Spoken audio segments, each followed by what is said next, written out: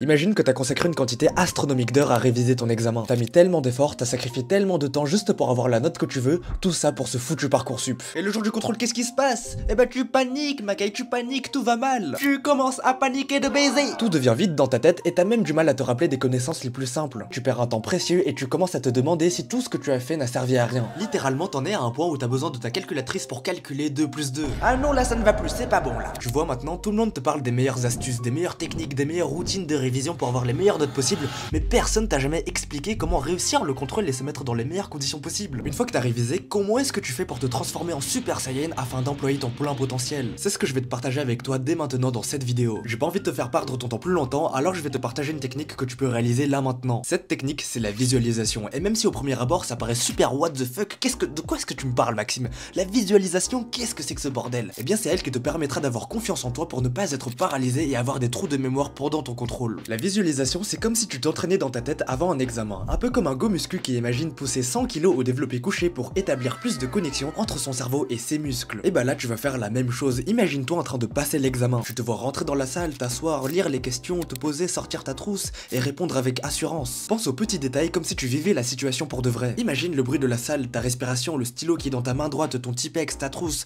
ton bureau, où est-ce que tu es posé, imagine tous les détails. Plus tu ajoutes de détails, plus ça devient concret dans ta tête. Le contrôle va moins t'intimider et donc moins les facteurs stress, anxiété vont empiéter sur tes capacités cognitives. Imagine-toi avec une clarté mentale de baiser, ma gueule. Imagine-toi en mode ermite, Makai, c'est ça qui va vraiment te conditionner pour te mettre en deep work plus facilement. Mais imagine, t'es complètement bloqué devant une question. Dans ce cas-là, comment est-ce que tu fais? Tu peux être confronté à deux situations possibles. Situation numéro 1. Parfois, quand je me retrouve devant une question un peu obscure, chelou, et que je suis pas sûr que ma réponse réponde directement à la question de manière satisfaisante, j'ai ma technique. Parfois, je sais pas si ma réponse, elle me permet d'avoir tous les points à 100%. Peut-être qu'il manque un truc dans ma réponse. Ce que je fais, c'est que j'en fais trop. J'écris tout ce qui est susceptible de répondre à la question. Et souvent, tu remarques que ça marche littéralement presque tout le temps, parce que quand on en fait trop, on finit inévitablement par toucher certains points que la question attendait. C'est un peu comme si tu tirais des flèches pour atteindre une cible. Plus tu as de flèches, plus tu as de chances d'atteindre la cible. Mais attention, Makai, je te déconseille de baiser d'utiliser cette technique quand tu fais une dissertation. Et oui, car ça risque de pénaliser l'harmonie, la cohérence et la précision de ton écriture qui sont pourtant les fondamentaux pour faire une belle dissertation. Du coup, je te conseille d'utiliser cette méthode uniquement lors de tes contrôles à question unique. Ça veut dire dans les contrôles où t'as juste une question pour une réponse. Situation numéro 2. Tu te retrouves devant une question, mais là t'es vraiment paralysé. T'es choqué de baiser par la situation, tu ne peux littéralement rien faire. Parfois ça m'arrive, ça arrive à tout le monde, je commence à avoir la boule au ventre,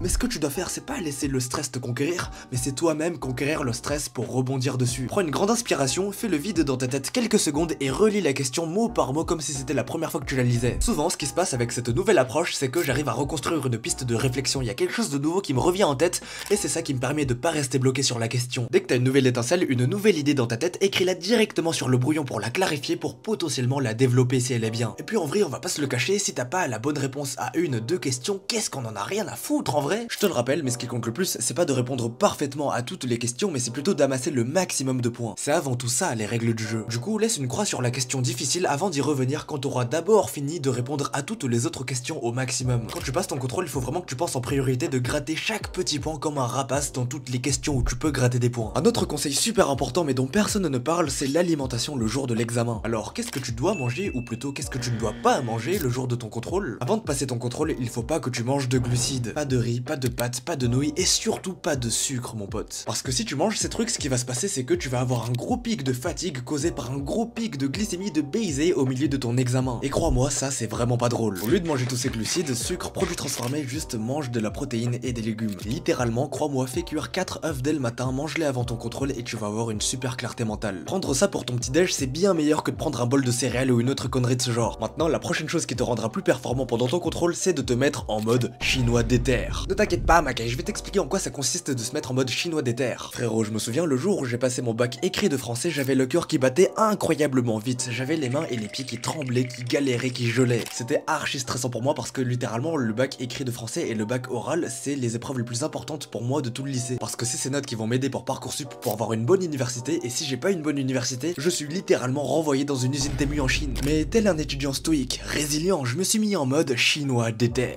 Je me suis dit à moi-même, Maxime, tranquille Makai, souvent c'est nos croyances qui nous freinent davantage que nos connaissances. Tu dois faire confiance au travail acharné que t'as fourni pour cet examen. Tout ce que t'as à faire, c'est d'embrasser la difficulté et de kiffer le moment présent. Et sérieusement, c'est peut-être littéralement la chose la plus magnifique que tu puisses faire pour écraser ton contrôle. C'est aimer la douleur cérébrale cérébrale comme si tu aimais la douleur physique, c'est d'être reconnaissant de pouvoir sentir la difficulté de l'examen pour réagir avec la meilleure force intellectuelle possible. C'est avoir l'intention de te surpasser, comme si tu faisais des pompes, que t'étais à l'échec, mais que tu continuais quand même parce que t'es un chinois déter et que t'abandonnes jamais. Et même s'il te reste du temps à la fin de ton contrôle, t'es ce mec qui va relire sa copie 10 fois pour ne pas perdre le moindre demi-point. C'est exactement ce que j'ai fait ce jour-là pour en ressortir triomphant. Et tu sais quoi mon pote, ce qui est le plus drôle, c'est que j'ai vraiment sincèrement aimé passer ce contrôle. J'ai littéralement aimé me battre pour cette dissertation parce que je voulais l'écraser, parce que je voulais gagner. Le dernier conseil que je vais te donner, c'est de te remémorer le plan de tout ce que t'as appris pour être bien sûr que t'as rien oublié pour le contrôle. Feuillette ton manuel, ton cahier, sans pour autant rentrer en révision active, juste pour t'assurer que c'est frais dans ta tête. Après avoir passé toutes ces étapes, je peux te garantir que t'as toutes les qualités pour produire une véritable masterclass. Je te souhaite un bon courage et tu sais quoi, je sais que tu vas réussir parce que t'es le plus persévérant de tous. Sur ce, lâche un pouce vert, rejoins le Discord, c'est ciao.